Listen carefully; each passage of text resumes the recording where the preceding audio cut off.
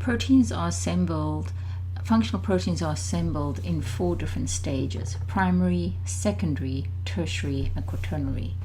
Depending on which stage it is, different kinds of bondings are involved, and we'll go through each of these types of bonding in the next few slides.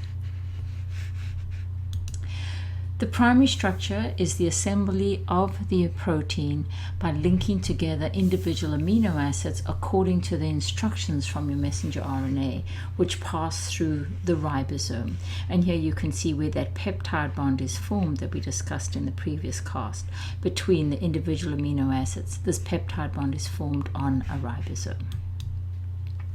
There are 2 types of secondary structure. Both of these are due to hydrogen bonding between the backbone structure of the amino acid, between your carboxyl group and your amine group, which form the backbone structure of an amino acid. And you can see we have 2 types: alpha helix, which is this twisted kind. Here you can see a schematic of it and clearly showing the actual hydrogen bonding that is forming between amino acids that are pretty close together but not exactly close together. The secondary structure does not involve the R chain. The other kind of secondary structure is known as a beta-pleated sheet, and this is almost like a folding that looks like fan light. And again, these can be very large structures and form this hydrogen bonding could be between very distant amino acids depending where they are on the chain. Remember, the hydrogen bonding forms between an electronegative molecule like oxygen, which is weakly negative, and between a weakly positive hydrogen, who is acting positive because it's attached to an electronegative molecule that's holding the electrons closer. The tertiary structure of protein is due to all those interactions between the R groups, the side chains, and all the types of bonding you've learned about involved here. The first one, ionic interactions between a positive and a negatively charged amino acid. Here we're showing aspartic acid linking to lysine and forming an ionic bond. Or it could be due to hydrogen bonding, as we discussed in the secondary structure.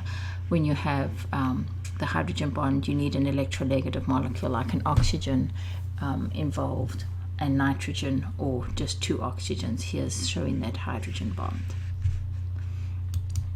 The third type of bonding are just van der Waals dispersion forces.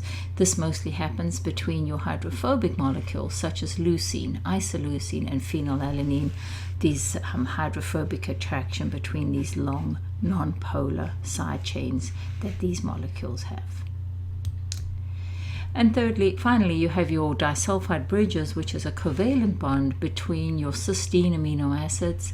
The sulfur groups are then bonded together to form what we call a disulfide bridge, and they're pretty important in stabilizing the protein 3-dimensional structure.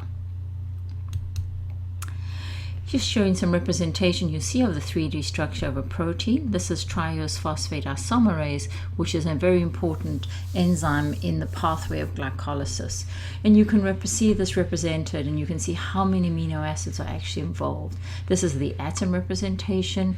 Here's just showing your basic secondary structure, showing alpha helix, beta-pleated sheets. Or you could have the representation showing which of the parts are acidic, basic, polar, or non-polar regions. And you can see how this 3D structure has all different possibilities. Finally, we have the quaternary structure. The quaternary structure is due to more than one polypeptide coming together to form a functional protein. So you can see different areas of the protein because of different peptides. I'll give you 3 examples. The first is hemoglobin, consisting of 2 alpha and 2 beta polypeptides coming together to form this 3-dimensional structure that has got 4 different subunits. The second example is an enzyme that's involved in DNA replication, and here you can see there are 3 different polypeptides that come together to form this functional protein. Finally, collagen is a trimer of 3 different polypeptides. It has an unusual amino acid composition. Glycine, about every 3rd residue, and proline makes about 17% of collagen. And these polypeptides are held together by numerous hydrogen bonds to make it a functional protein.